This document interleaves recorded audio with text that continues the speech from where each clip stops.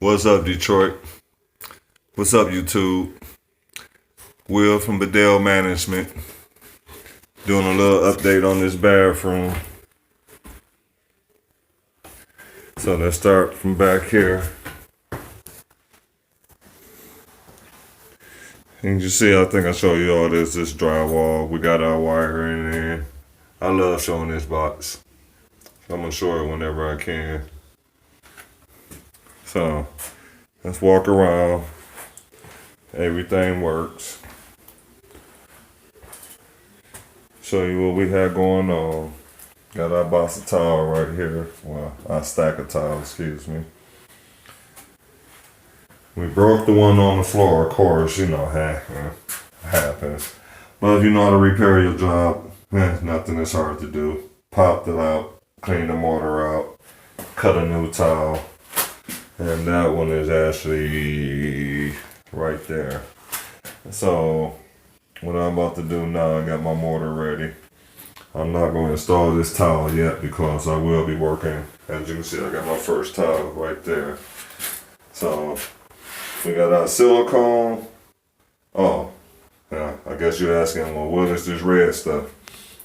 This red stuff is a $160 3-gallon bucket of red guard that I had to fight tooth and nail for my partner to buy because she couldn't understand the concept of why I wanted to use this.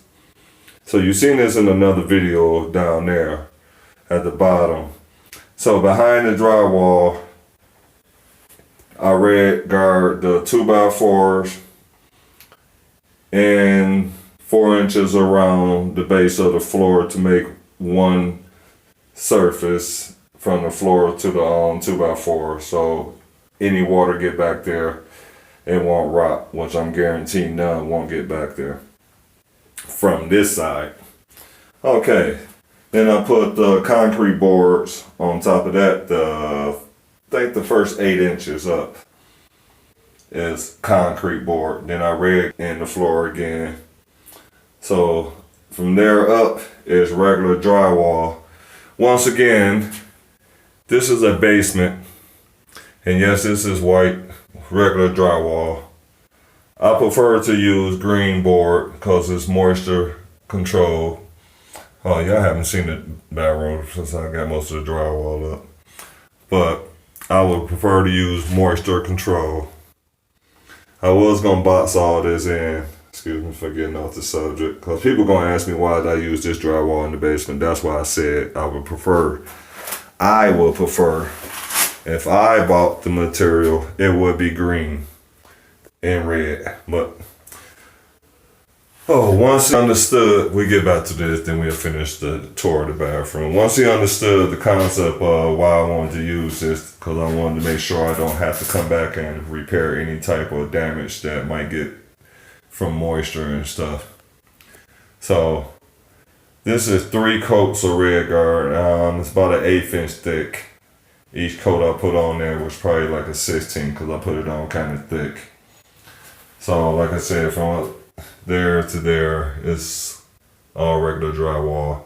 From that lip all the way around, that's where we stopping at. So my shower head is right there. Should be 2 3/8 down. I gotta remember about that. So won't have to be looking for where's the shower head. I can get to it from the back anyway if I have to. But this is our line 3 feet over on both sides. I got my towel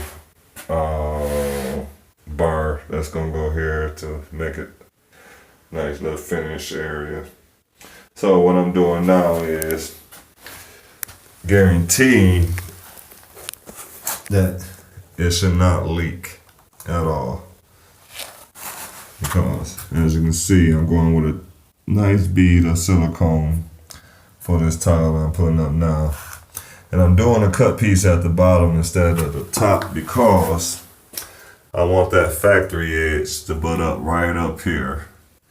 And because he don't want to put a tile bar up there. Tile bar, finish bar, tile trim, whatever it's called, you know what I'm talking about. You'll see it on the next video.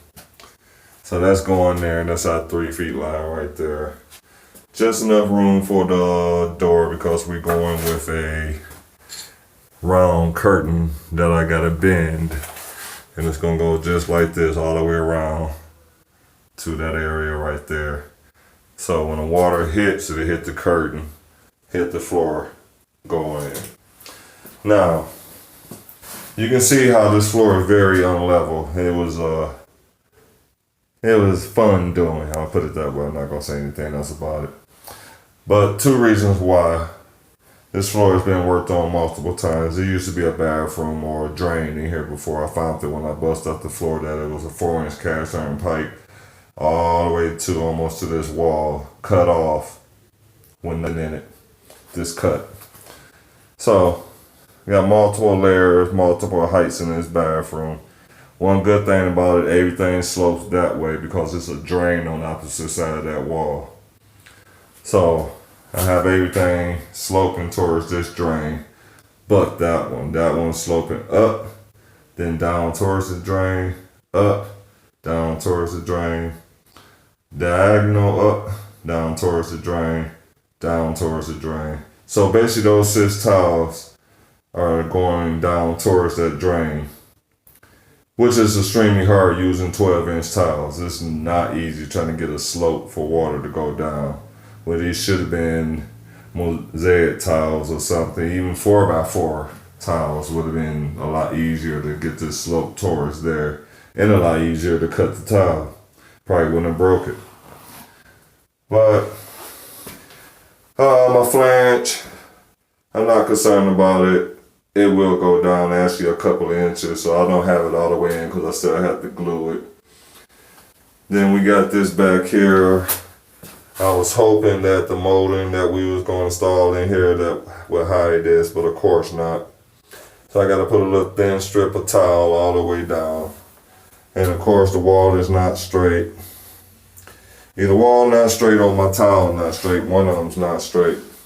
It really don't matter. It's a basement bathroom. They're getting ceramic tile, which usually don't happen when I do a bathroom for somebody for the price that I charge to do a bathroom.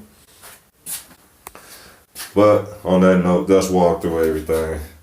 You come in, door's gonna open towards the wall right there. Boom. You got your light switch. You got your GFI plug. You got your pedestal that's going here. We got a little medicine cabinet that's going here. Probably a 3 light strip that's going up there. I got the box put in for that. I'm gonna put a patch in there. Gotta cut the vent out. I'm not gonna do it until I'm done mudding everything. It'll be a lot easier on me. Got the drywall, first 2 coats of mud on. Still a little wet here and there. I might throw another coat on before I leave. Matter of fact, once I get this wall set up on the bottom once I get this wall set up on the bottom, I'm actually will throw another coat in here. And probably cut that hole out for the vent then, because it's still not hooked up. Excuse the light. You gotta go outside that one with this light right here. It goes outside there. So just showing you the mud job, how it looks now. Cause I like to show my mud jobs. For one, me and my partner are always in competition, who's better. 2, I like to show my guys the correct way of doing mud. If I have my way, my partner don't mess with me or catch me before I'm done. Most of this I'll have a coat of mud on it, especially this small bathroom. Really don't want no drywall having this regular primer on it. That whole section of the ceiling, yeah, a lot of that coming up over there. You know, I can't do too much right there because there's no stud behind there. The wall bows out too far. And I couldn't put any adhesive on there because it's not bowed out enough, of course. But what else to talk about in here other than normal 2-handle shower, cheap, economical, correct myself. Built-in shower. I could have put a base in here, but I like this design better. Let it hit the floor, remind me of high school. regular door, put it in here, 28-inch door, right hand opening. And I guess I got a drywall out here. And of course we don't have enough drywall, and he think I'm gonna piece it together. If I had to piece it together, I won't mud it at all. He can mud it himself. So other than that, I don't think too much in this basement is anything changed, other than still need to be primed. I'm talking to him about dry locking this basement wall. He like, well, only reason why it's leaking right there is because the gutter is not going away from the house. And my thing is, you had the dry lock, use the dry lock. That's what it's for. Use it.